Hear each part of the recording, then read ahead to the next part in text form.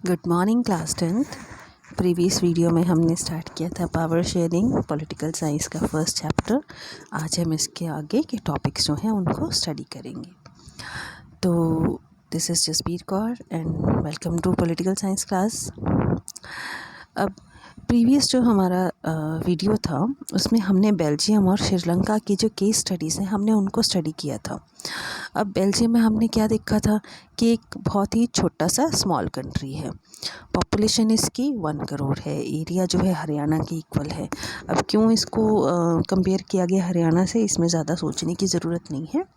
बस NCERT book में इसको एरिया लगभग इसका हरियाणा के बराबर है, इसीलिए इसे हरियाणा से कंपेयर किया गया। ये अपने बॉर्डर्स शेयर करता है नीदरलैंड, जर्मनी, फ्रांस और लग्जमबर्ग से। देन कॉम्पोजिशन की बात करें तो कॉम्पोजिशन जो है इसमें भी जो 59% फ्लेमिश रीजन में रहते हैं डच है, 40% इसमें फ्रेंच आते हैं वैलोनिया के, बाकी रिमेनिंग जो 1% है वो जर्मन स्पीकर्स हैं। कैपिटल जो है उसकी वो ब्रुसेल्स है।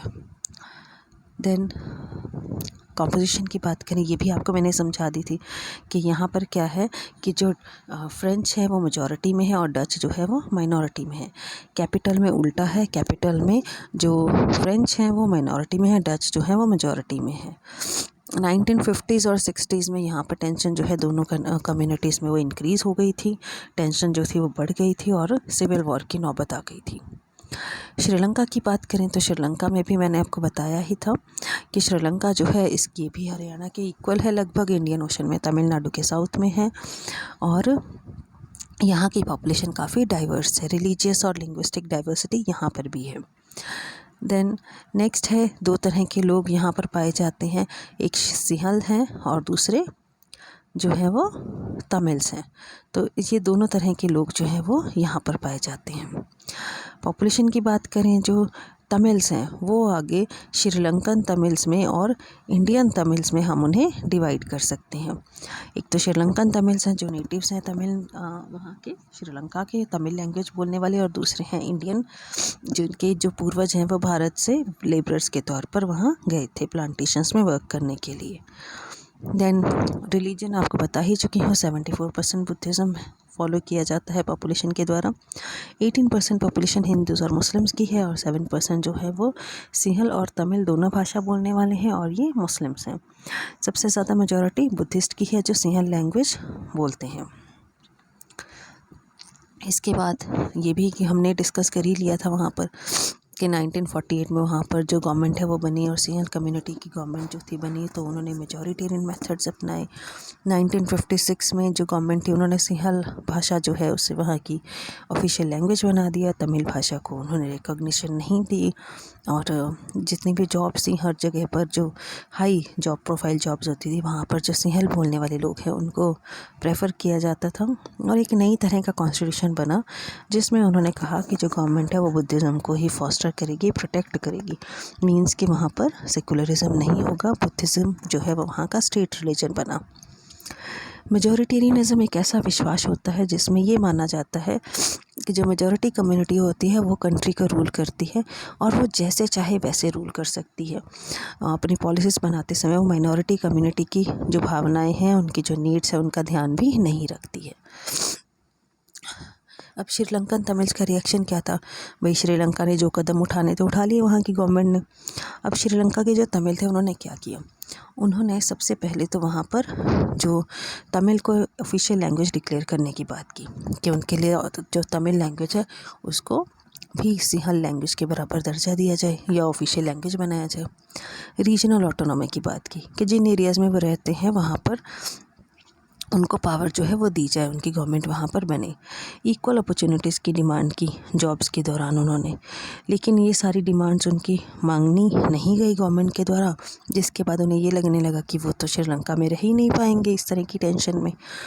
और उसके बाद श्रीलंकन तमिल्स और जो सिंहाला लोग थे उनमें जो टेंशन थी वो क्रिएट हो गई, उनकी जो रिलेशन थे वो ख़राब होने लगे।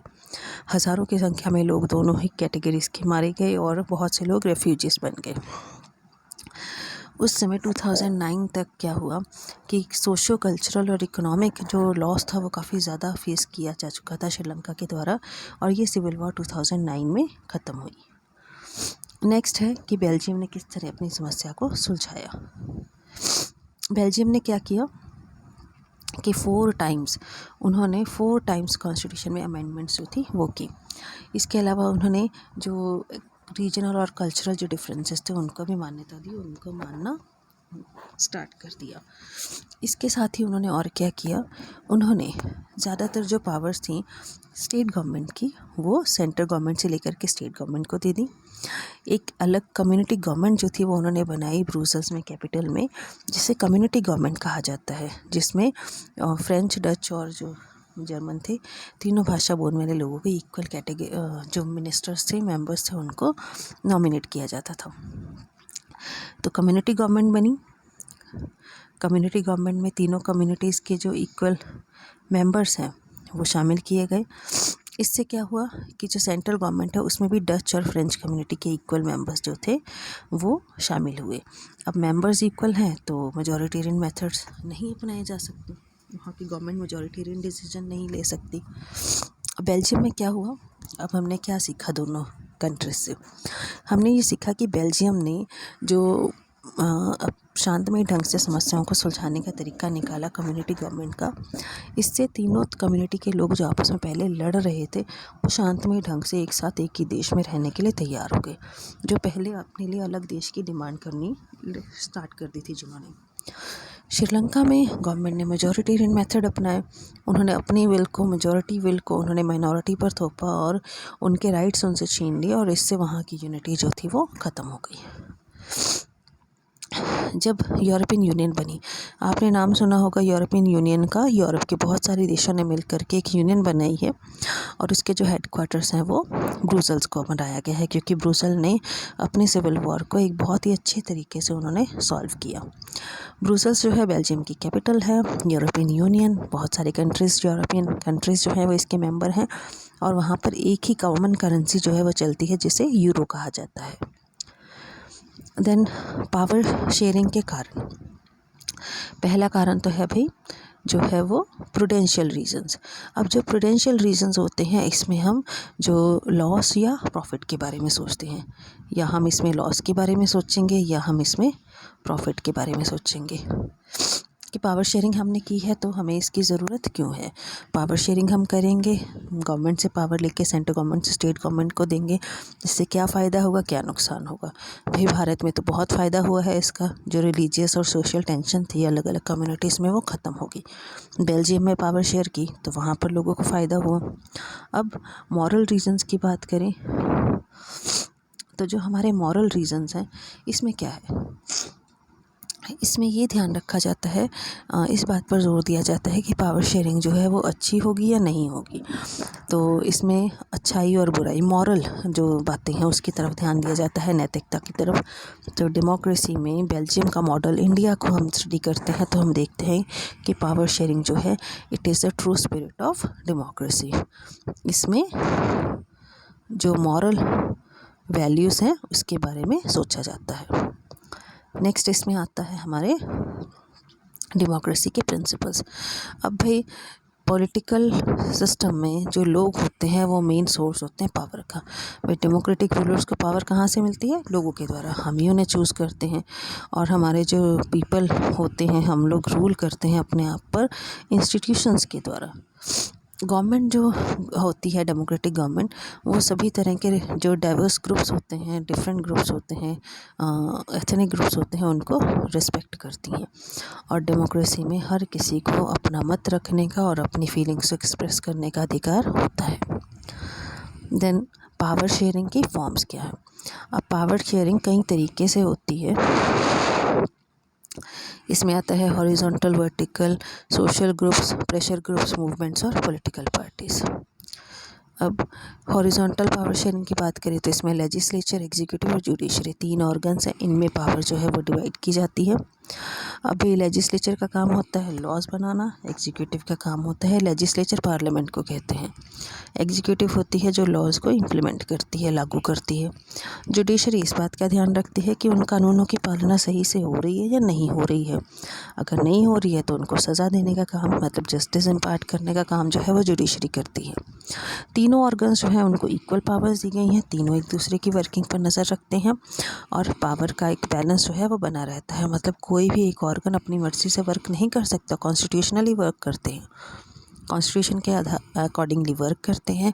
हर जो ऑर्गन है वो दूसरे ऑर्गन पर नज़र रखता है कि वो अपनी पावर को मिसयूज़ ना करे, और इस तरह से चेक्स और बैलेंस का जो सिस्टम है वो बना रहता है।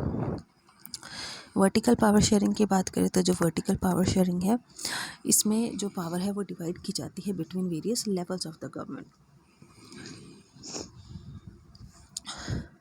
अब इसमें आता है फर्स्ट यूनियन गवर्नमेंट, जो हमारी सेंट्रल गवर्नमेंट है, उसके सबऑर्डिनेट होती है स्टेट गवर्नमेंट, उसके नीचे होती है लोकल गवर्नमेंट।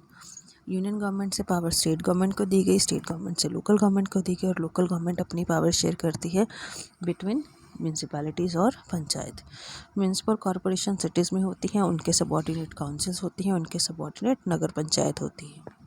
विलेजेस की बात करें तो विलेजेस में क्या होता है, सबसे टॉप लेवल पर ज़िला परिषद होता है, उससे सबऑर्डिनेट ब्लॉक समिति होती है और उससे सबऑर्डिनेट पंचायत। पावर जो है ये डिवाइड होती है between various social groups, language वाले ग्रुप्स होते हैं या रिलीजियस ग्रुप्स में। इसके एग्जांपल क्या है, बेल्जियम में कम्युनिटी गवर्नमेंट बनाई, तीनों लैंग्वेज बोलने वाले ग्रुप्स के जो मेंबर्स थे इक्वल वो लिए गए और बेल्जियम ने अपनी समस्या को शांतमय ढंग से सुलझा लिया।